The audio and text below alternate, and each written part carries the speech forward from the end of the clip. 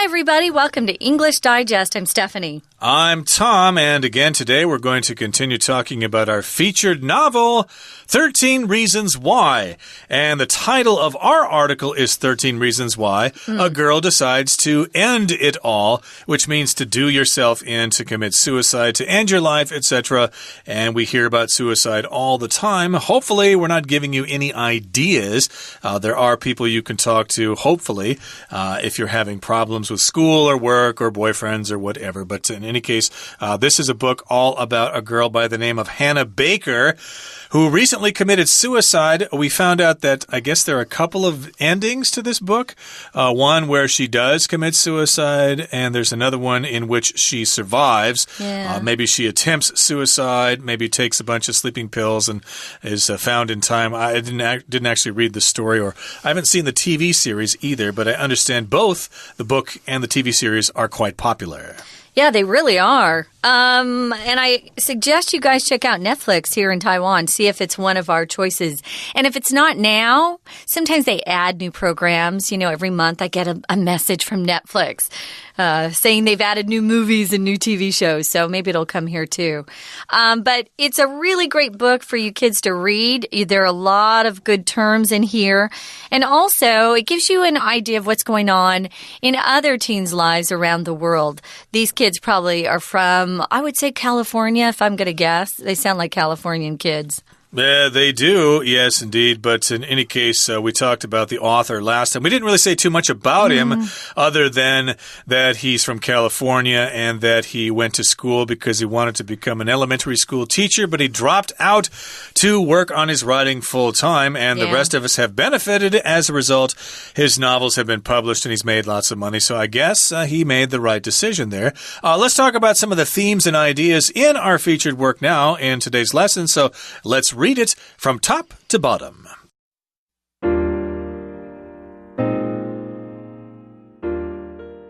"13 Reasons Why" principally deals with the havoc that gossip and rumors can wreak on people's lives. Gossip and rumors dominate Hannah's reasons for committing suicide, and throughout the tapes, she details the influence they have had on her. For instance, when Justin Foley lies about his kiss with Hannah, the rumor spreads and is soon accepted as fact, changing Hannah's reputation at the school for good. During the adolescent years, the way a person is viewed and treated by the public can have an enormous impact on a teenager's psyche. By focusing on the negative effects gossip and rumors can have so heavily in the novel, Asher is encouraging his readers to think twice before spreading negative stories themselves. The connection between guilt and blame is also an important theme in the book. Hannah makes these tapes in large part to blame other people for her suicide. She wants these people to hear the recordings and feel guilty. The intention of revenge is deliberate, and Hannah admits it frankly, but she also wants her suicide note to be cautionary.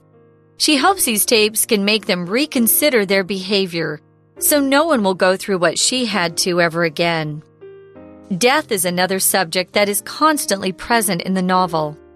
As Clay listens to the tapes, he is going on a journey with Hannah from life to death.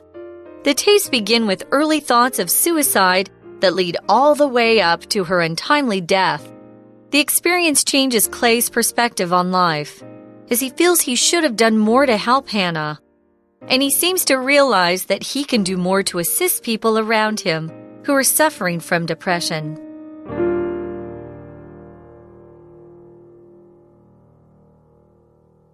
Let us now talk about the contents of today's lesson.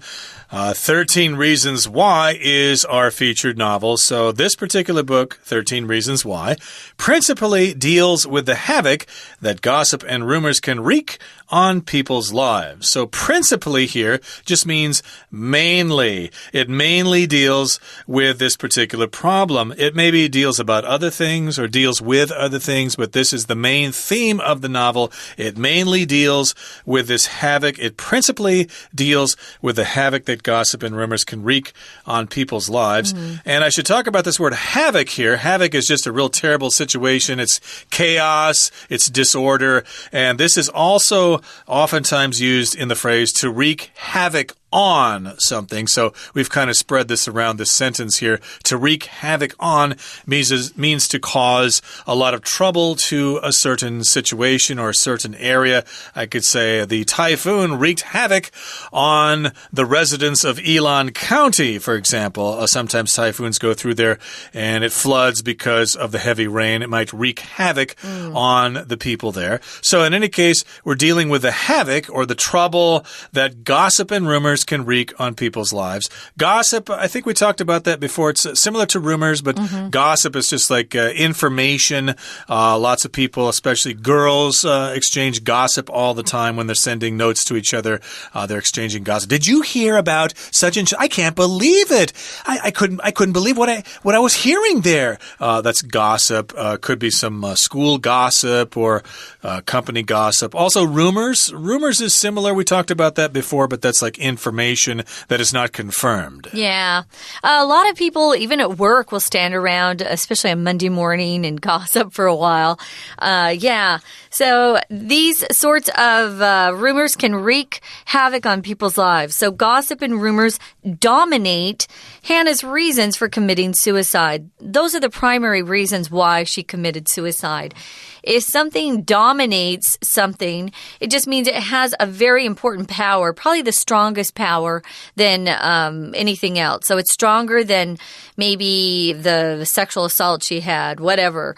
They were really primary in her mind as a reason why she needed to leave this life. And throughout the tapes, she details the influence they have had on her. You can also use dominate to talk about sports a lot. You'll hear dominate. Oh, he dominated the court. Or this player, he's a dominating pitcher. You know, he pitches very, he's fast. He's very accurate. No one can get a hit off him. So if you're really powerful and strong in whatever field you're practicing in, you're probably dominating the industry. Right, so these control her reasons. They're the main reasons why she commits suicide because of these gossip and rumors. You might think they're harmless, but they can actually do damage to people who are sensitive about those things. So be careful about gossip and rumors. As we mentioned, the kiss that turned into a rumor about them actually having sex, and she probably got called all sorts of nasty names because of that. We're not going to teach you what those names are, but they can be quite cruel, quite mean, and so those are some of the reasons. And she talks about those all throughout those cassette tapes. Remember, there were 7 of those cassette tapes that showed up on, what was it, Clay's doorstep there when he was listening to them. And she details the influence they have had on her. So she talks about those things in the tapes, why all that gossip and those rumors have influenced her, how they made her feel, how they caused her to do this terrible thing to commit suicide. Well, for instance, we've got Justin Foley when he lies about his kiss with Hannah. And the rumor spreads and is soon accepted as fact. He's a jerk. Now, that changes Hannah's reputation at the school for good. If something happens for good, it just changes forever. It's permanent. So your reputation is how people see you, how they perceive you, what they think about you. It's not what you tell them you are. It's how they think you are. So your reputation is everything. So once your reputation is damaged, it's hard to get it back.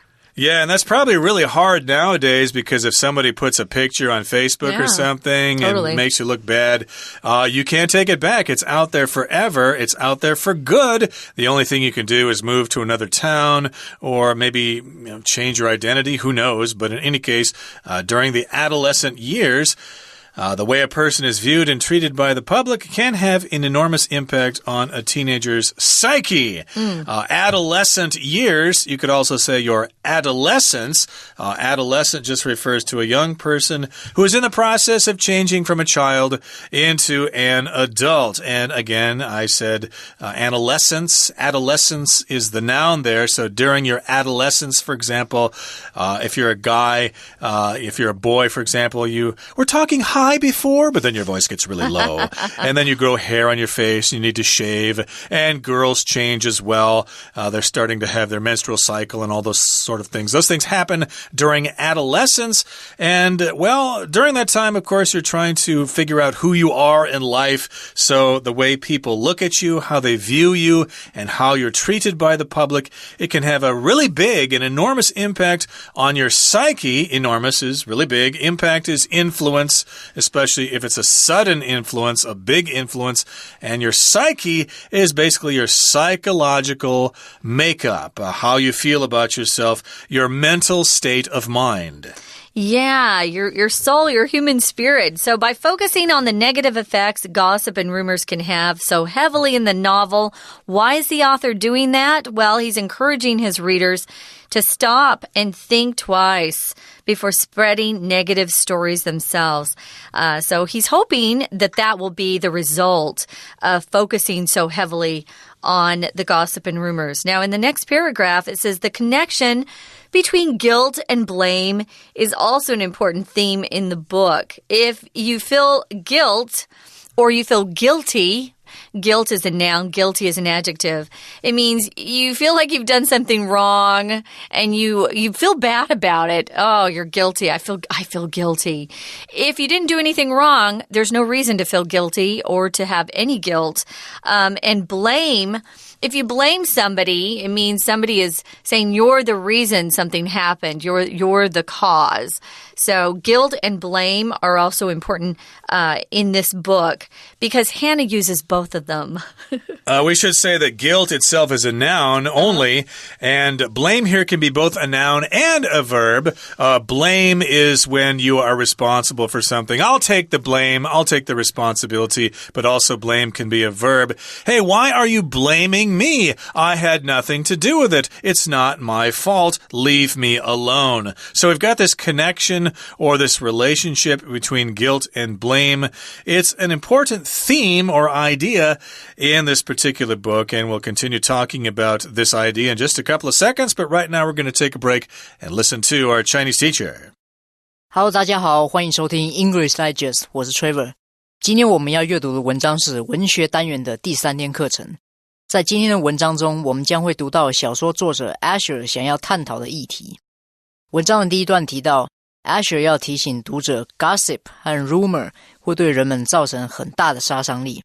我们看到这一段的第一句 13 reasons why principally deals with the havoc that gossip and rumors can wreak on people's lives.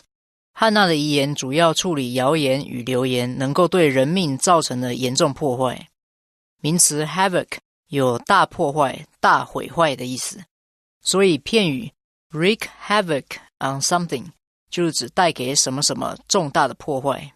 例如 Global warming has wreaked havoc on many species' habitats. 全球暖化对许多物种的栖息地造成巨大的破坏。我们接着看第一段的倒数第二句 During the adolescent years, the way a person is viewed and treated by the public can have an enormous impact on a teenager's psyche. 在青春期期间，一名青少年被公众看待与对待的方式会对他的心灵有巨大的影响。The way 后面直接接一个完整的句子，或是 the way 后面接 in which 或 that 再接一个完整的句子，用来表示做什么什么的方法或方式。此时就相当于 how 接一个完整的句子。例如 We admired the way our manager dealt with the financial crisis. 我们钦佩我们的经理处理财务危机的方式。另外，例句中使用了一个片语 have an impact on somebody or something， 意思是指对某人或某事物造成影响。也可以用 have an effect 或者是 influence on somebody or something。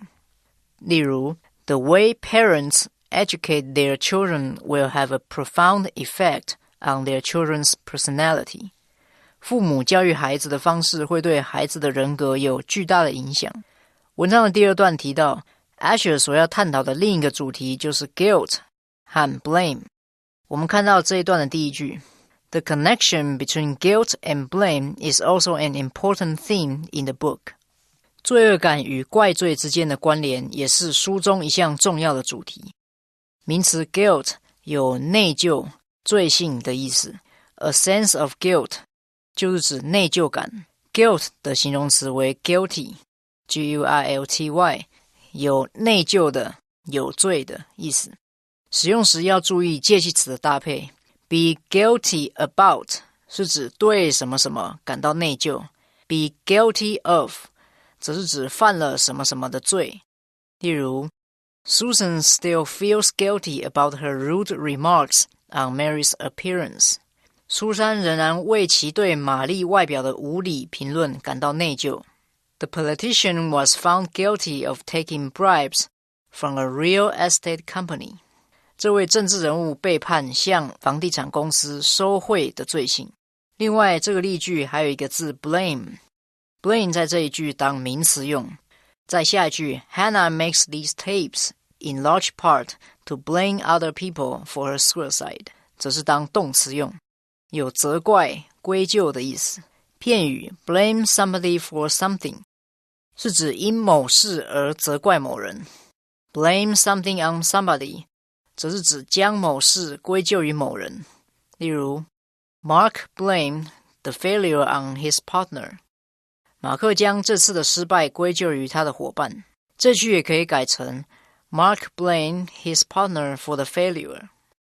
We're going to take a quick break. Stay tuned. We'll be right back.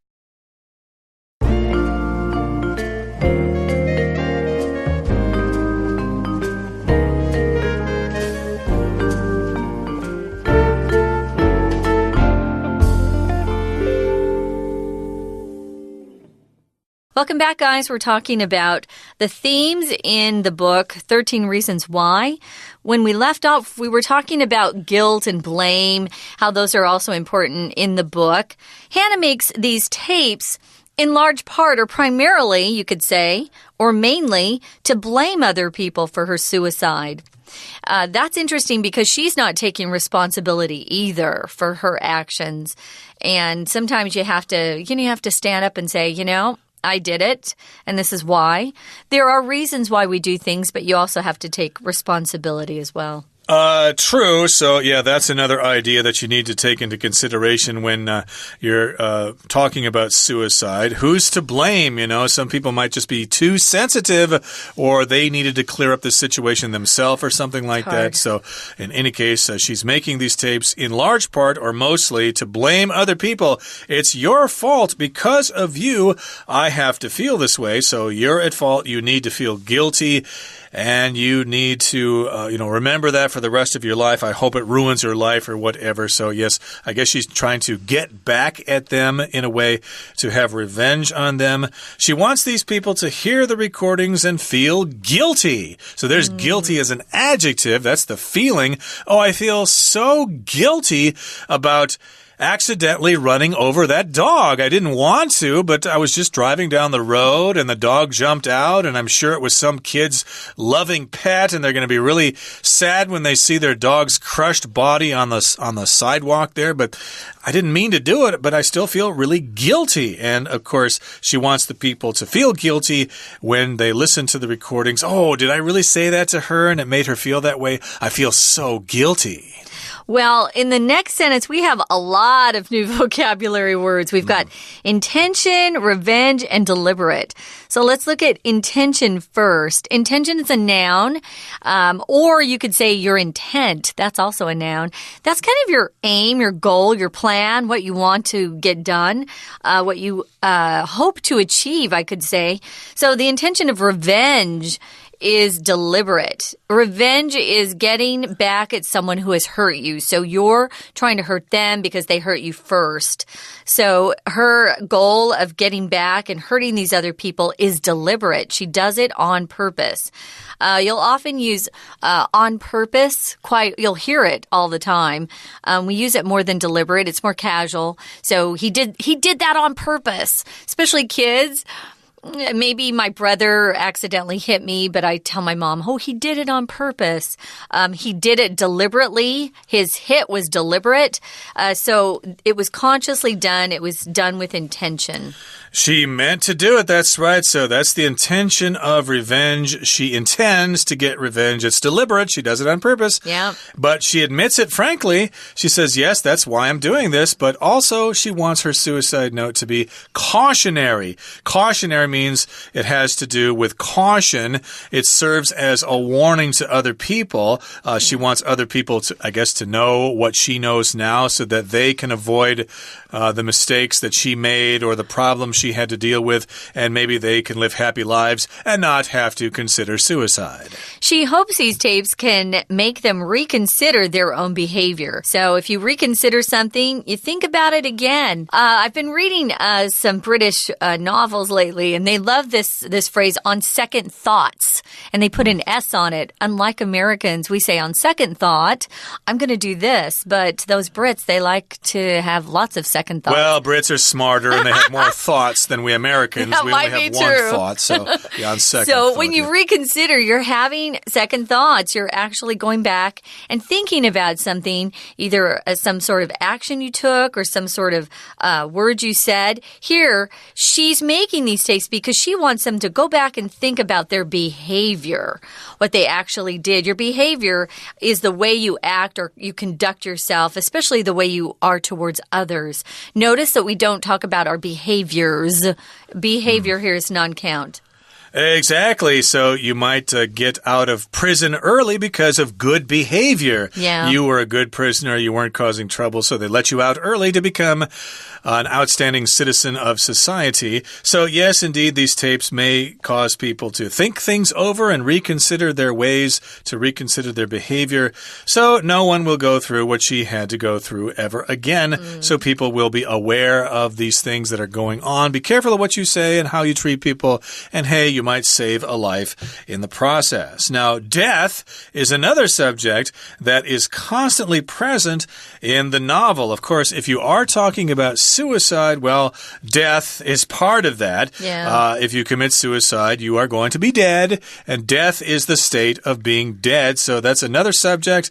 And if we talk about death, we're talking about the fact that we have to die someday, and we have to talk about the process. So what's it going to feel like? What happens after death? Is there life after death and stuff like that? So that's a subject that is constantly present in the novel. Constantly means it's always there, continuously. It doesn't go away. Well, one of the things that is going to always be talked about is how the kids feel after she's gone. So death always impacts those that are left behind because, you know, they have to go ahead and deal with it. Someone's gone that used to be there. So as Clay listens to the tapes, he's actually going on this journey with Hannah from life to death. So listening to her voice, it almost sounds like she's still there. She's still alive. And as they go through one incident, 1 through 13, ultimately, he actually is going to go through her death with her as well. I wonder if she tapes her death. That's kind of that would be interesting. I can't tell you because I haven't seen it, so or read it, but it would be interesting. The tapes begin with early thoughts of suicide that lead all the way to her untimely death. We use this word untimely, guys, when we talk about someone who just died way too young or too early, especially young people. I think all of their deaths are really untimely. They died before their time, basically, when they weren't supposed to. Most of us are supposed to die when we're at the ripe old age of 85 or 92 or something like that. We're supposed to live full and complete lives. We're not supposed to suffer from tragedy and die so young, like when we're only in our 20s or something like that. So, yes, indeed, she starts having these early thoughts in the first tapes, and then that goes on until it actually covers her death. I don't know if she presses the stop button when she does herself in, but I guess you'd have to watch the TV show or read the novel to find out if it was actually recorded. And the experience changes Clay's perspective on life as he feels he should have done more to help Hannah. So it changes his perspective on life. Your perspective is your point of view, how you look at something based on your personal experiences and your station in life, where you are, how old you are, what's your financial status. But this is it changes how he looks at life, how he feels about life, and he thinks that he should have done more to help Hannah. So I guess he feels a a little guilty there. Yeah. Some people might think it doesn't have anything to do with me. She was just a troubled person. She should have gone to talk to the counselor. She had plenty of chances to do that. I'm not going to feel guilty about that. I'm going to guess that Clay actually liked her, and was hoping maybe that they could be romantically involved. It would change my perspective if someone that close to me passed away or committed suicide. He feels like he should have done more, not only to help Hannah, but he feels like he should also be more aware of people around him. So he's going to start reaching out to assist people around him who he thinks are suffering from depression. There's a difference between being down for the day or having the blues and having depression, which is actually a clinical mental issue, guys, and you need help from a doctor, not just your best friend. So if you're suffering from depression long term, it's something that really is serious. You need to go and see a doctor about it. It can be very severe if it keeps going on and on. Depression, yeah. Also, the word depression is actually used in meteorology, I believe. Yeah. When we talk about weather, there's a tropical depression, which means there's an area of low pressure which could cause storms or rain or something like that. But in this particular case, we're talking about a state of extended sadness, which could come about through clinical reasons, a chemical imbalance in the brain or something, or because of some tragedy in one's life, or because you're being bullied and people are spreading rumors about you and ruining your social life. Right. Words and actions matter. I think that's the bottom line. Right now, guys, we've got a few more minutes. We're going to listen to our Chinese teacher, and then we'll be back to wrap this up. 文章的最后一段提到 Clay 在听了 Hannah 的录音带以后也开始自我反省，因此有了改变。我们看到这一段最后一句的前半部分 The experience changes Clay's perspective on life as he feels he should have done more to help Hannah. 这个经历改变了克莱对生命的看法，因为他觉得本来应该做更多来帮助汉娜。本句的 should have done 是用来表示本来应该做什么什么却没有的意思。过去助动词像是 should, might, could 加 have 再加 VPP 用来表示与过去事实相反，也就是过去本来应该或者是过去本来可以怎么样怎么样却没有的意思。例如 John could have won the speech contest if he had practiced hard. 约翰本来可以赢得演讲比赛，如果他有认真练习的话。以上就是今天的课程，我们下次再会。That's it for today. We've been really happy to have you with us today, and hopefully you might get something out of this book should you choose to read it. From all of us here at English Digest, I'm Tom. I'm Stephanie. Goodbye. Bye.